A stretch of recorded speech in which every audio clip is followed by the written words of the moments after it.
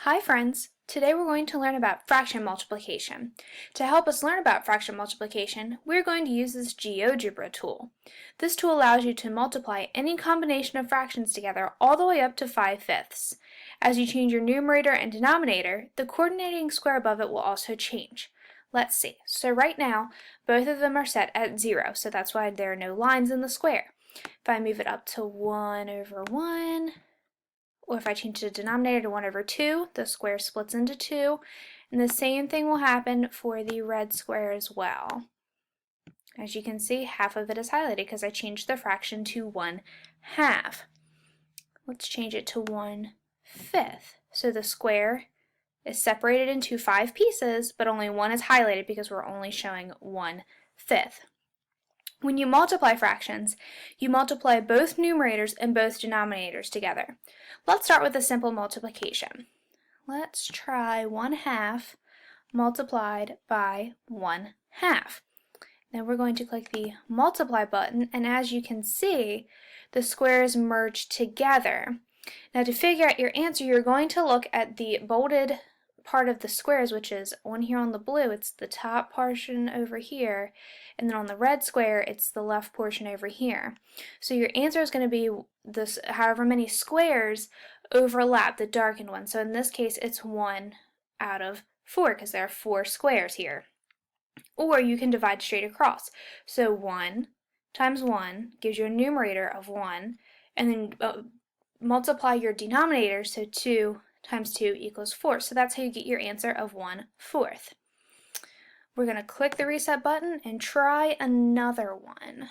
Let's see. Let's try a harder one. Let's try 1/3 times 1/5. So as you can see, again, only one section of the 3 sections of the blue square is highlighted because we're working with 1/3, and then only one section of the red square is highlighted because we're only working with 1/5. And again, the red square is split into 5 pieces because that's our denominator.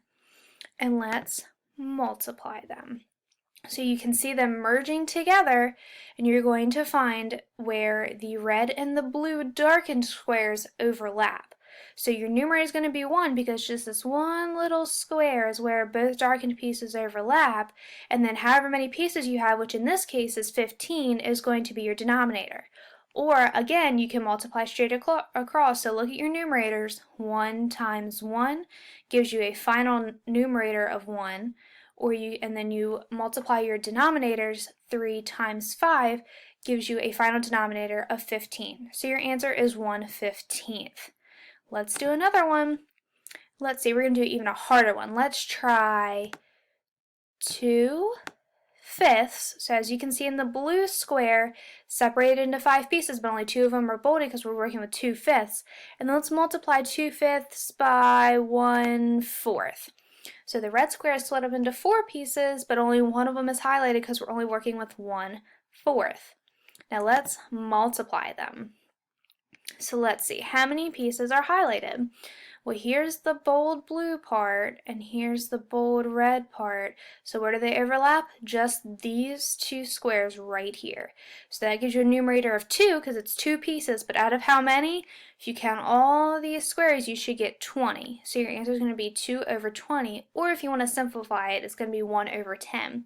Again, you can multiply straight across, so 2 times 1 gives you a numerator of 2, and then 5 times 4 gives you a denominator of 20. And then again, simplify it to get 1/10. Let's see, what do we want to try this time? Let's challenge ourselves this time. Let's really challenge ourselves. Let's do 3/4. So the blue square is separated into only 4 pieces this time, but 3 of them are highlighted because that's our numerator, 3 pieces out of 4.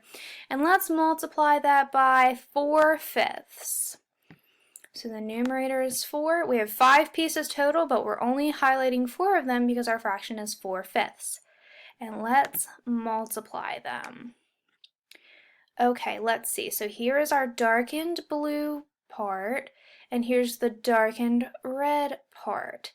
And as you can see, only this little portion of the square is where they overlap. So how many is that? Let's see, let's count them. It's going to be 12. So 12 is going to be our numerator, and then how many squares do we have total? 20. Now if you simplify that down all the way into simplest terms, it comes down to 3 over 5. Or you can get your answer again by multiplying straight across. 3 times 4 gives you a numerator of 12, and then multiply your denominators. 4 times 5 equals 20. So your final answer is going to be 12 over 20, or 3 over 5, again, if you simplify it.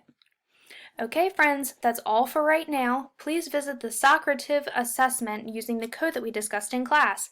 If you need help, even more help, please feel free to watch this video again.